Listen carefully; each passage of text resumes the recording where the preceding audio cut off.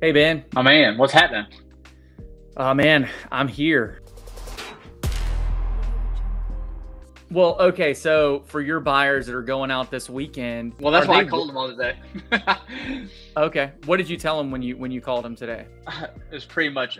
By the way, I wanted to let you know your that 5.25, 5.5 that we talked about is now 5.875 to 6%. Here's your new payment. Is Do you there still want to? You still want to stay in that price point? Because what I don't want to do is then go out and start falling in love with a $400,000 home, $500,000 home, thinking that their payment's going to be $3,000, right? Or whatever the payment is. I don't even know off the top of my head. When it's really could be 3,500 or whatever the number is. Like, I don't sleep good at night if they're out there shopping and they go under contract and I pull a Houdini on them and say, oh, by the way, your payment's $3,500. It's $500 more than what you wanted. What are the chances? I mean, and this is your area of expertise, but what are the chances that can you hold off on locking them into a rate? I mean, can they get locked into a rate?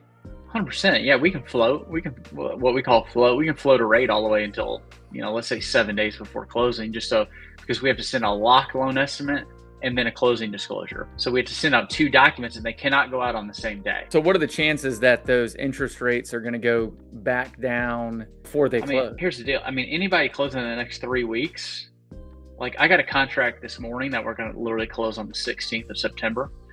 And we just went ahead and locked them. We had to, because to protect them.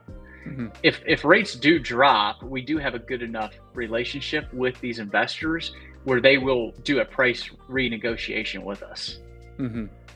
So we're able to drop it close to market. So let's say the sky falls out, right? And we're able to go back down to the low fives. We can get very close to that. They might not see market, but they'll see close to market, but they're a lot better than what they had. But you're not anticipating that. You're anticipating that interest rates are going to continue to go up over the next 3 weeks. I just think, I don't know how much further they can go up, man. To be honest with you, it's sticker shock right now. Right, it is. But and you said this. You hate when people compare to the 80s, right? But at the same time, is this the new normal? Can we get used to 5% interest rates as the normal mortgage interest rate? I don't think so. I don't think it's sustainable. Just for we already have an affordability issue, right? Mm-hmm. We have affordability with rent. We have affordability with mortgages. They're going to have to do something. Unfortunately, right now we have the arch enemy of treasuries, known as inflation, absolutely murdering interest rates. So until this, I don't know what they're going to do to ease this inflation so we can see the bond market improve. But this soft landing they're talking about, they just need to crash the plane. Let's just get it over with. Let's roll. But I don't have an answer for it. Because it seems like all these little, like in September, the Fed meets the 21st of September. They're going to raise it another 0.75 of a point. So let's say 75 basis points. Well, that's already priced into today's mortgage interest rates. Okay. The rest of the year is priced into today's interest rates. It comes down to when the inflation numbers come out, what are those numbers and are they improving? Because they're not improving fast enough. Yeah. Well, what about on the real estate side of things? If there's a price, because what I'm saying is, like, it maybe 5% is normal if prices are lower, right? Which I don't see depreciation happening, as we pointed out, but I think there definitely are some areas and some neighborhoods in town that have gotten inflated on their prices and could level out. That's not depreciation, right? No. It's just leveling out. Those where those homes are priced is maybe just a little bit higher. So if there's some leveling out, maybe that 5% makes sense in the balance on the monthly payment. Yeah, for sure. We were I don't know what we were exactly anticipating in 2018 as far as interest rates go, or how high we thought they would go. But I remember back then they started at 3 at the beginning of the year, and they were at 5.5 by the end of the year. And we were under the assumption that they were going to continue to increase, right? Like literally the only thing that, I mean, 18 was tough. 19 got a little bit better. We were in the, we were in the mid 4s pretty much all of 19. And we were starting to see an increase in 2020. And then COVID hit, and that literally saved every mortgage company in the United States. So what was, if there wasn't an inflation problem in 2018 and 2019, what was the cause of mortgage interest rates going up? I don't know. I can't remember. Gotcha. I really can't. I can't. Like I don't know. I can't remember. Like I feel like it was so long ago. So my sort of assumption at the time was that 3 was extremely low, and that we were getting back to more of a normal interest rate. That it was that low because we were still trying to crawl back out of this recession. I mean, we were out of the recession at that point, but we were still trying to get housing prices back to where they needed to be, and get people from being underwater on their property. So that was my assumption at the time, was that we're just really low right now, and we're trying to get back to like a normal point. But you think that 3 to 4 is more of a normal range for mortgage interest rates? For sure. I think high 3s, low 4s is stable, kind of like 6 months of inventory, right? I mean, that low 2%, high 2% range, I just don't think it's healthy. I mean, because you got to think that was everybody was buying homes, right? Mm-hmm. And which is great. And everybody's refinancing was great, but man, we killed some inventory, didn't we, in those 2 years? Yeah. Holy cow. I mean, so I just don't think it's healthy for the economy to have that low of an interest rate.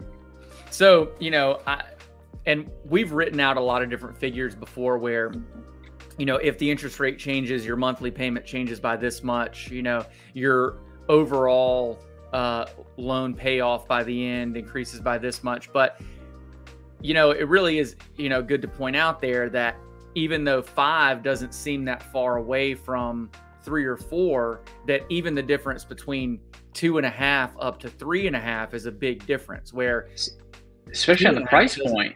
Yeah. Especially on the price point. Yeah. Where 2.5 you're talking, go ahead, 2.5. I mean, 2.5, there's more money going towards principal than interest. Mm-hmm. On a 30-year fixed rate mortgage. I'm lucky enough, I have a 2.375, and even at my first payment, more money was going towards principal than interest. Wow. And that's, you don't see that. Yeah. Yeah, that's insane. And you guys are, I guarantee you, if you check out Lauren's statement, you guys could be very close to having more money going towards principal than interest. Mm-hmm. And so, yeah, so that's crazy that, 2.5%, that is too low, but 3.5% is just about right. You would think so, because if you have a $300,000 loan amount on a 30-year term at 2.5 interest, that gives you a payment of $1,185. But if you do that loan amount, 30-year term at 3.5 interest, what did I say? 1,185? Yeah. That's on $300,000 minus 1,185. That's $180 a month of difference in payment. Are these August numbers already? No, this is, but we will get, what, we need to do that. We'll have to do that next week. We need to wait a couple days to do it, but no, this is just like the last 7 days. So, new listings in the last 7 days, 3,000. Price decreases almost 3,000. 2,800 price decreases.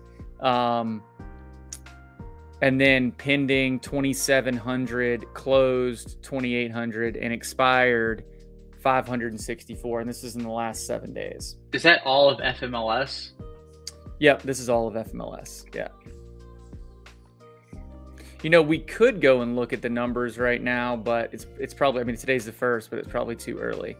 We need to do that probably next week. This is all about the holiday home shopping weekend. And so there's good and bad news for this holiday home shopping weekend.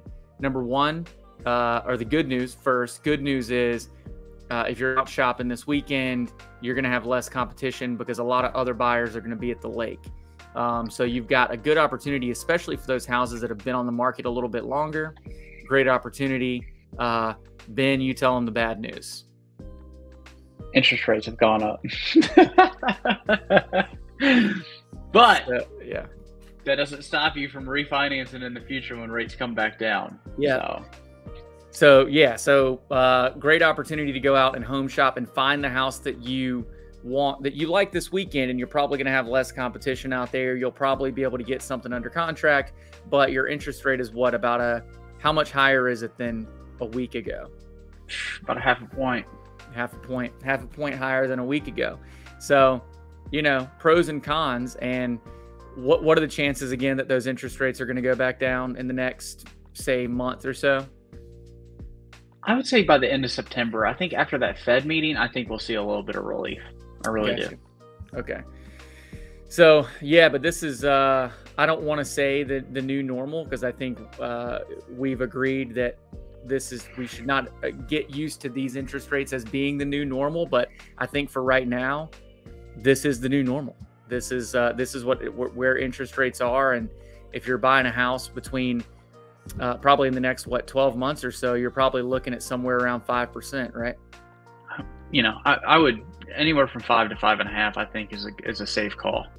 Yeah, awesome, man. I appreciate that, and I appreciate you. Thanks for your time, and I'm sure I'll talk to you the next couple of days. Chat soon. Later, man.